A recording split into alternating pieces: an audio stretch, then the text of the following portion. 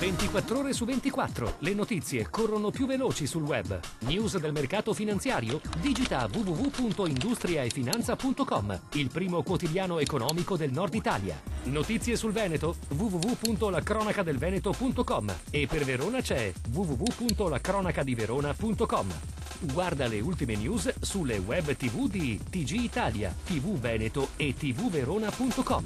Collegati con il mondo, connettiti con Industria e Finanza, la cronaca del Veneto e la cronacadiverona.com. Sul web l'informazione è in tempo reale.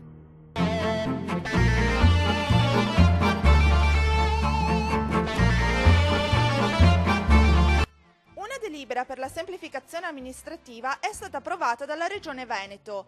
Ad annunciarlo il presidente Luca Zaia. 30 giorni dall'approvazione della delibera stessa serviranno al gruppo di lavoro per la semplificazione amministrativa per raccogliere le proposte presentate in forma scritta da strutture e dipendenti, da presidenti delle varie associazioni e da tutti coloro che operano nel sistema amministrativo, più ulteriori 60 giorni per esaminarle e, qualora possibile, trasformarle in decreti legge. Oppure dirà che non si possono applicare perché sono incompatibili con la legge nazionale e europea. Non possiamo abrogare una norma nazionale o modificarla, però magari segnaleremo in un apposito documento allo Stato o al Governo che comunque bisognerà modificare e dopodiché saranno altri a rendersi responsabili se non lo faranno. L'obiettivo è quello di semplificare la burocrazia, sfoltire le regole e limitare le funzioni superflue che rallentano l'attività regionale, facendo risparmiare ai cittadini. Analisi condotte a livello internazionale hanno infatti dimostrato come la burocrazia incida sul PIL per il 4,6%, comportando una spesa annua di 70 miliardi di euro.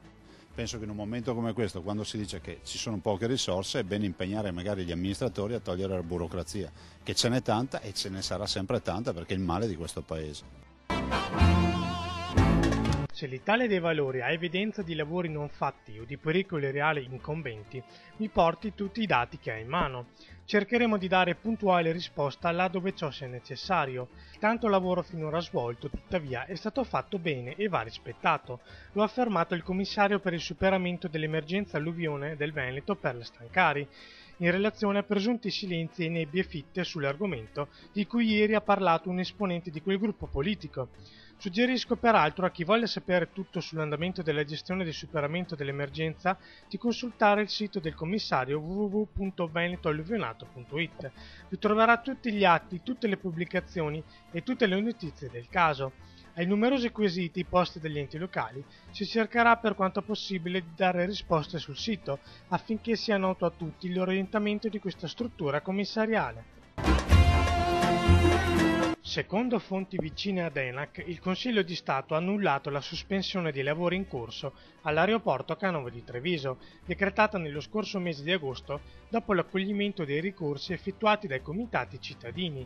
Secondo le notizie in possesso di Save, la società che ha in gestione lo scalo aeroportuale, il Canova dovrebbe riprendere la normale attività entro il 5 dicembre prossimo. Il Tribunale di Venezia aveva accolto nei mesi scorsi i ricorsi effettuati dai comitati cittadini, i quali accusavano la mancanza di un piano di impatto ambientale nei lavori di rifacimento della pista d'atterraggio. 5 minuti per controllare i referti ed impostare la corretta terapia, compresa l'ipotesi di intervento chirurgico o malattia incurabile. Nell'USL 7 di Conegliano sono scattate le visite a tempo.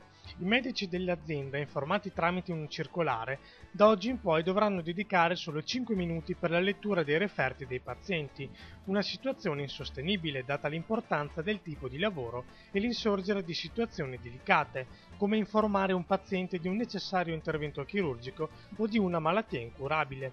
Vivaci proteste sono giunte dal sindacato dei medici dirigenti Assomed, pronto a dare battaglia all'azienda sanitaria. L'Italia torna a farsi una fotografia e lo fa con il 15° censimento nazionale. Ormai da 2 giorni è scattato il via libera alla consegna dei moduli recapitati nei giorni scorsi a casa dall'Istat. Una partenza che però non è stata indolore. Il modulo cartaceo non è semplicissimo e richiede molto tempo per la compilazione. Tanti, soprattutto gli anziani, si stanno rivolgendo alle associazioni di categoria per avere un aiuto e anche per la versione telematica, novità di questa edizione 2011, non sono mancati i disagi. Inizialmente è stato impossibile accedere al portale dell'Istat, sia per compilare che inoltrare il tutto. I problemi della rete sarebbero ormai però in fase di risoluzione, ma in questi primi giorni non sono mancate le code agli sportelli dei comuni e delle poste, tantissimi cittadini che hanno avuto fretta di consegnare il questionario cartaceo. Così tutti in coda, ma in coda per nulla, aggiungiamo noi, perché per la consegna della modulistica c'è tempo fino al 20 novembre. Dopo questa data e fino al 29 febbraio 2012 scatterà la fase di completamento della rilevazione sul campo a cura dei rilevatori, che dunque faranno visita alle famiglie per recuperare i questionari non restituiti, rilevare le famiglie non iscritte nelle liste anagrafiche al 31 dicembre 2010, rilevare le abitazioni non occupate. Dopodiché ci sarà la possibilità di ricevere solleciti. Se proprio ci si oppone e ci si rifiuta, ci sarà la possibilità anche di incorrere nelle multe previste per chi non risponderà alle domande. Informazioni si possono richiedere comunque al numero verde dell'Istat, gratuito, 800 06 9701. Mozzarella alla Veneta. Trevisan Lat, terza in Italia dopo Galbani e Granarolo, fa gola ad Alto Partners di Milano e ad altri big del settore. Tutti i particolari su Industria e Finanza.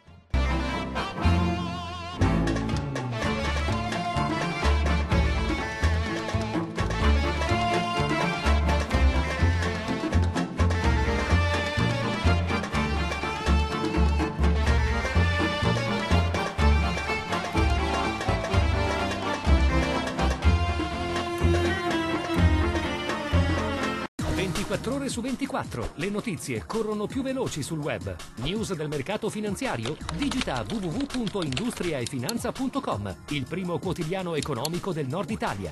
Notizie sul Veneto? www.lacronacadelveneto.com, e per Verona c'è www.lacronacadiverona.com.